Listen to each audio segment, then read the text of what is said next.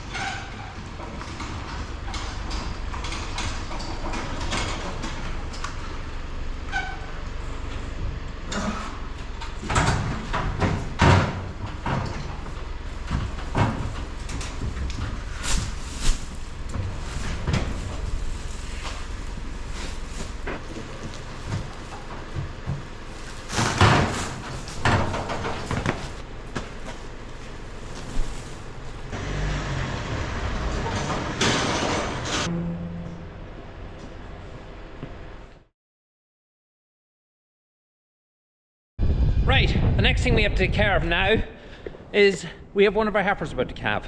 We have 10 cows calved, but this is the first of our heifers. And it's not just any old heifer, it's the pet. You know, the pet that you would have followed probably from day one? Well, she's having our calf now. So myself, 2 of the girls are going to take her out of the shed here. There's actually 2 other heifers that probably calve either tonight or tomorrow. But we're going to take her out of the shed here now and put her in the calving pen and get all set up for that so that she can calve in peace and nothing will be annoying her. So that's what we're going to do now. Girls are on the way up. Let's get at it.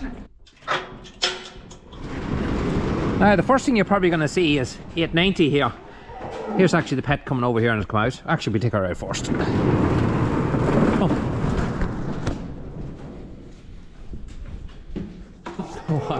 There you go.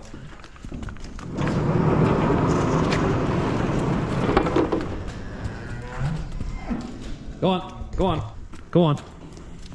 You bring that gate around there, Sophia. There we go. That's it, that's her in. Be interesting, yeah. The first thing they all do is christen it with a big slop of manure. We have 2 more heifers in here that are going to calve, but one animal you might see up there on the very back is 890. Do you see the thing that's on her nose? It's kind of like a plate with nails sticking up out of it. Well, I was feeding the cattle here yesterday and she caught my eye because she was licking at the other cattle's elders and she was getting a kick out of that. She wasn't sucking, but she was licking, and that's the start of it. What can happen is heifers especially, or cows can do it too, can start sucking at other heifers' elders just before they calve. And unfortunately with that, if you have heifers especially and they start sucking a heifer that's dry, she'll start to produce milk, and you don't want her producing milk that early. And then when the time comes she does calve, she can develop mastitis, get felon is even worse, which can go through her whole bloodstream, and it's not good. It's not good. So we put that device on her nose. It just clamps into her nose, a little adjustable thing. It kind of just holds itself in place, and hopefully that'll stop that from happening. Doesn't always work. We don't have to use it very often, but it seems to have solved the problem so far because I haven't seen her doing it since. I go in here to our heifers here, and you can see 887 will be probably in about 3-4 days time. Here we have another one. She's going to be much sooner than that. She could be actually tonight or tomorrow. 90 will probably be, I'd say, another 2 or 3 days as well. So that's a few of them. They're coming, they're springing up nicely. Nice clean elders, no warts or anything on them. So really, really happy with the heifers the year. Hopefully they'll be nice and quiet in the parlour. I say they will, because I just know by their characteristics. The pet, we'll see how she goes, because when they're really quiet like that, they can be a devil in the parlour. They can just like to do whatever they want to do. So be interesting to see how she goes. So we'll pick it up in a wee while. Hopefully we might get a bit of footage of her calving, or if not, we'll get a bit of footage of her being milked in the parlour.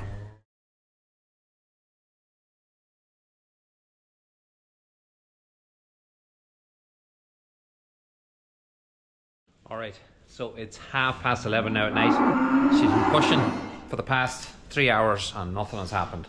So there's indication to me there's something not right. So I'm going to have to handle her. I'm going to have to go in and have a look and see what way things is. It could be backwards. There could be no feet. It could be a head, no feet. There's so many things can go wrong with a heifer. So I'm going to put the camera down now in the gate. Hopefully you guys can see what I'm at. I'm going to just have a quick handle and see is everything in the right place.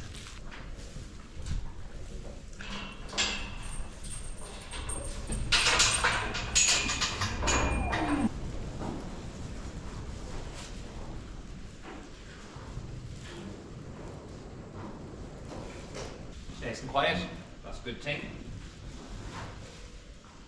Just can't be too careful with heifers. There comes a time when you just know you have to intervene. So you're going to see a foot now very shortly. There it is. That's quite a big foot too. We're getting the second foot on now. Head's there, it's fine.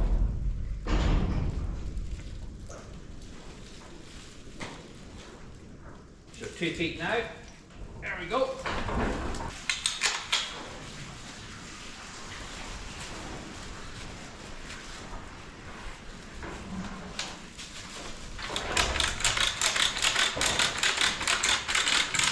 The important thing now is make sure that the rope's on the right way around, so you're not crossing the legs. I'm just feeling here the head's alright, the head's coming as well, which it is. So now all I have to do is give her time.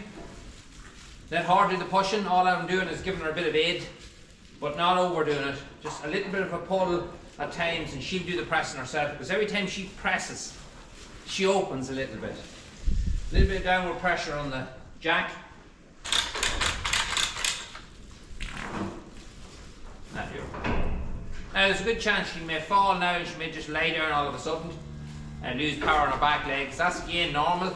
So what I do in that case now is, as I'm putting pressure on, I loosen this chain out another bit, so if she does fall, she's got room to fall. So I'm only a couple of notches at a time, taking her time. Once you get the head out, we'll come a lot quicker then. As you get to the shoulders, then the organs can become squeezed, and you really need to start moving them, because the calf can smother basically quick enough. So once you get the head out, you need to start moving a little bit quicker. You'll see she'll probably fall down now in a minute. There she goes, the legs get a little bit weaker.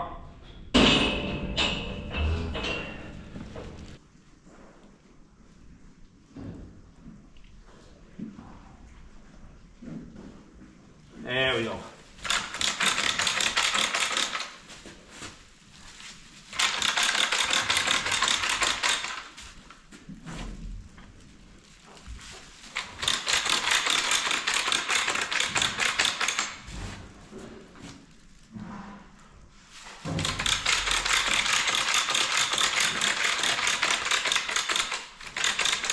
There we go, and it's out. Come on, wake it up.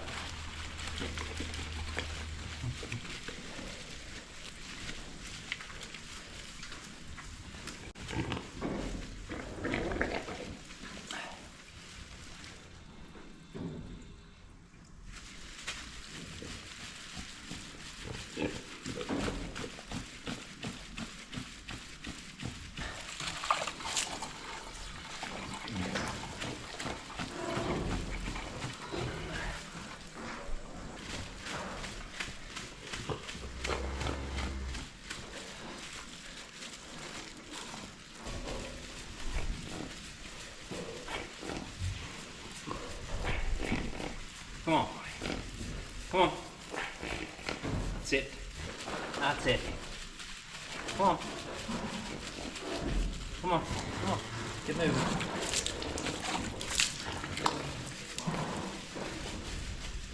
Come on.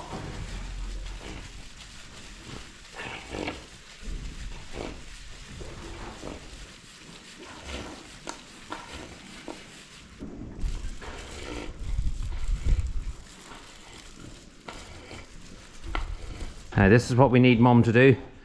Mum will lick the calf. It doesn't just clean the calf, it stimulates the calf to come to life. The calf is breathing well now.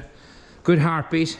I just won't leave it till I see its head starting to lift off the ground and know that it's out of the woods. I didn't expect it was going to be like that. When the calf came out, thought it was 100%, but quickly seen that the calf was not breathing. That's partly why you have to sometimes get in there and get the calf out quickly, because she was far too long calving that calf. So everything looks good so far. The bit of licking that she's doing, the calf's breathing, I can hear it now. Should work, fingers crossed. But that was a tough one. That was a tough one. Heifers can be very different than cows. And that's where you can have the trouble. You can have them backwards, you can have them everywhere. But this looks fairly good so far. Nothing beats the bit of mother nursing. So you might see me moving the front leg and wondering what am I doing? Am I just shaking the calf? Well, no. Moving the front leg back and forth, I was shown that years ago, and it stimulates the heart and the lungs to get moving. That's exactly what I've done then. And the rubbing back and forth, again, it's just stimulus, just to get that feeling going, get the calf moving. We can see now the calf starting to come more and more to life now, really, really fast. It's a good moment. So what could have been just a tragedy here on the camera, which I would have shown anyway, because that's the way farming is, unfortunately, at times. It looks like we have dodged a bullet in this one, and we have taken one literally back from the dead.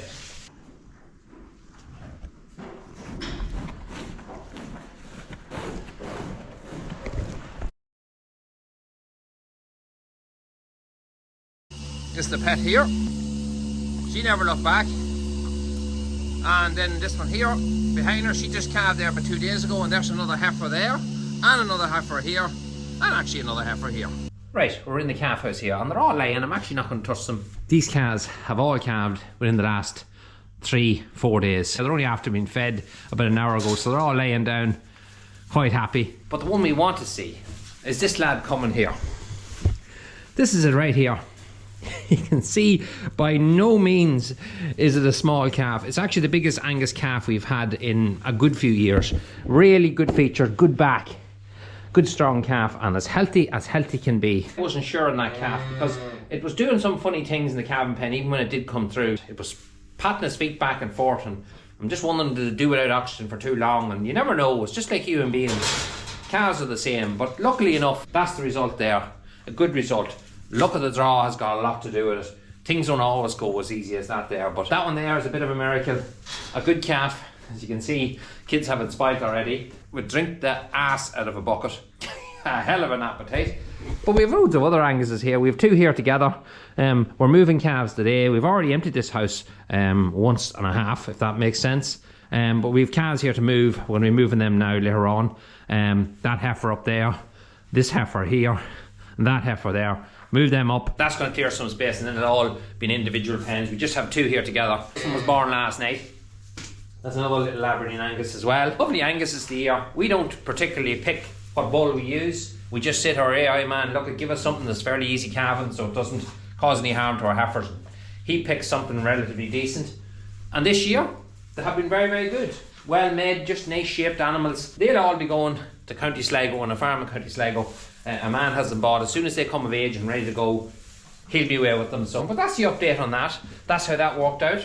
A good result in the end. When I was reviving the calf here, a couple of different techniques that I use. Everybody has their own, but these are ones I've kind of learned from my father and from different farms that I've worked on. Some other people do it the scissor way. Basically use the back leg and the front leg together and overlap the 2 back and forth.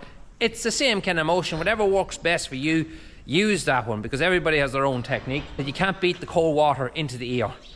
It just shocks the system, and that's all a calf needs. Just a shock to the system, which is basically a get up and go, and that worked really well. Another technique you can use, and I don't know if it had made any difference to this particular calf, but if you have an animal that say has a busted water bag, meaning the water sack that the calf is in has busted before the calf has come out, calf might inhale a lot of that fluid when it starts to breed, and that can choke a calf. What we do for that is quite simple. We catch the calf, we hold it upside down, and we swing it back and forth. Now, I wouldn't be a fan of doing that anymore because it's ferocious hard on yourself and on your back. That's probably why I ended up hurting my back in the first place. But a lot of people would get a calf and pull it up across a gate. It might sound cruel, but it's not. Just purely, just to take the weight of your arms, the calf fluid will all run out of the calf's mouth, and that can save, and has saved calves' lives. I did see a neighbour who bought himself a winch, one of them chain winches, and above the calving pen, like we have here on one of our beams, for instance, he tied the winch to it. If he had a calf with any breeding issues, he'd put the calving ropes back onto the back legs, tie it to the chains as on the winch, and lift the calf up just to get the calf's head off the ground, that everything is hanging downwards, the fluid will get out of the calf system. I thought it a good idea. What kind of techniques do you have? Feel free to share it down in the comment section below. It's the joy of farming. Everybody has their different way of doing things. And you share what ones you have used and have worked well for you. I know a lot of guys read these comment sections trying to pick up tips for their own farm. So if you have some, share it. Right, we're moving on to a little job I have to do really quick here. I noticed this morning that one of our heifers was up in the cubicle, turned around, looking down, chewing her cud at me, and she done a couple of lovely big poos right up on top of the wall at the front of the cubicle. So it's obvious we have an issue with one of our cubicles. These guys here do break. Look at as cubicles are in after a few years, these do break quite commonly. They're alright of a bracket, they're not the best one in the world. So I don't have one of those. I'm going to go and get one of those today. But for now, to stop her from stretching out this cubicle, because that's what she's doing, she's moving the cubicle out like this so she can turn around and lay down. I'm just going to tighten up the other ones to take up the slack from this one, and then I'm going to see can I get a U-bolt for it and put it in and fix that problem. Turns out I found a little U-bolt sitting on the shelf. It must be from the away farm. I think it's the right one. Happy days. Now I wonder. Yep, if she sits, she fits.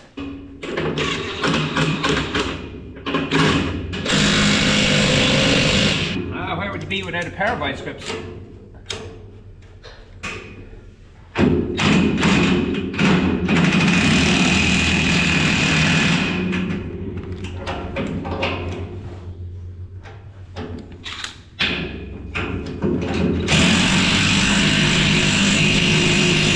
That's her now, nice and solid. Hopefully tomorrow morning I'll be looking at her backside rather than her head. Now we're getting back to our silage pit. I said I'd give an update on our silage pit as we got into it a little bit further, and we have done that now. We've got into it a nice little bit. I said I'd address this corner. Do you remember the corner where we had a little bit of waste?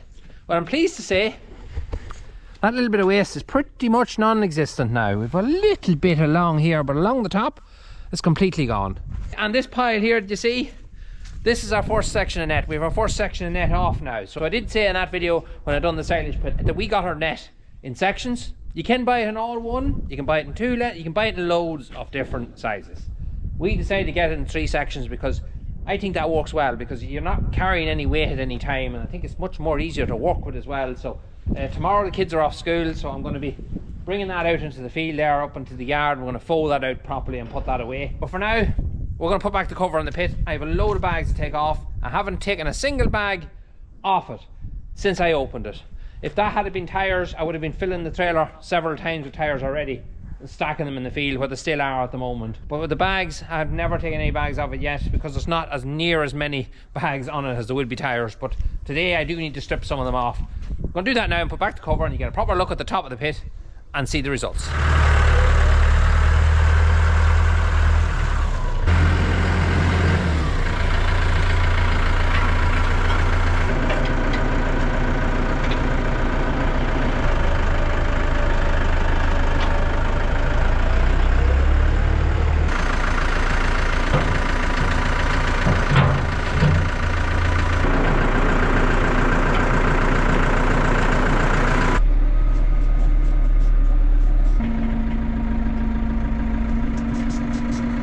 Oh yeah, those are used with a keen eye. Did you spot anything different with our loader? Well, this side, see that lovely pink complexion? And then when you go over to the other side, doesn't that look a lot better? You can see the two together. Just a little bit of a diesel and oil mix, sprayed it on, just rubbed it on. You know what, it makes the thing look an awful lot fresher, and it'll do until we get it refurbished. I only done that section there yesterday, and you know what? It makes a big difference.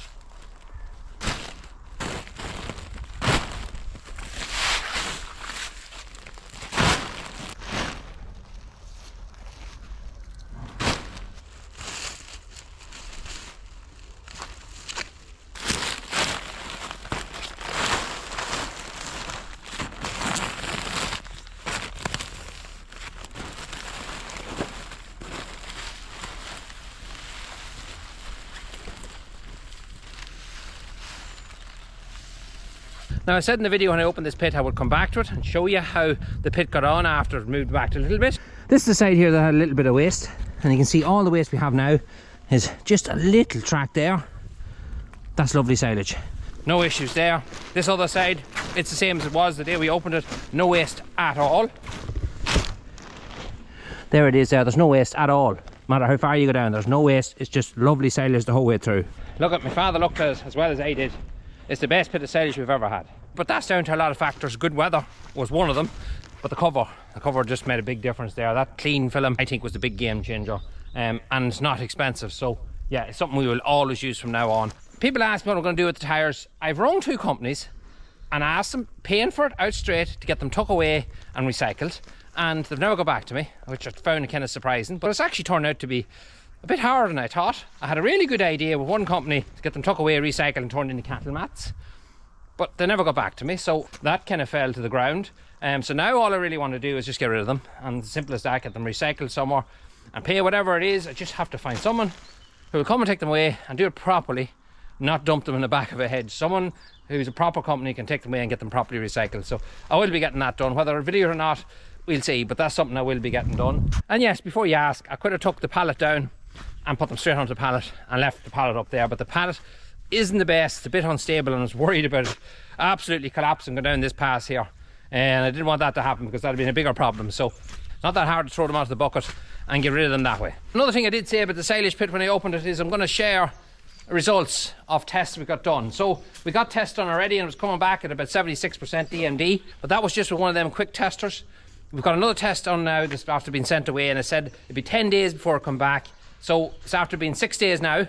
So as soon as it comes back, I'll share it on my Instagram story or Facebook story, or find somewhere I'll share it with you anyway. Maybe at the end of a video, I'll put it at the end of a video. You guys can screenshot it, and if it helps you out, 100%. But I will definitely share the test results with all of you guys, and you can make of it as you will from that. Anyway, I'm going to leave there for the day. I did say in the last video that I might do a video on calf rearing and stuff, and I am going to do that. I'm just not doing it on today's video because I'm under a little bit of pressure today. I have 2 cows there very close to calving, and yeah, there's a wee bit of pressure on me at the minute, and I have an event I have to go to this weekend with my own family, just a celebration event, and I have to go to that too, and I have to get myself ready because I always leave things to the last minute. So I've all that to do, so I'll not do it today. I'm not going to rush it.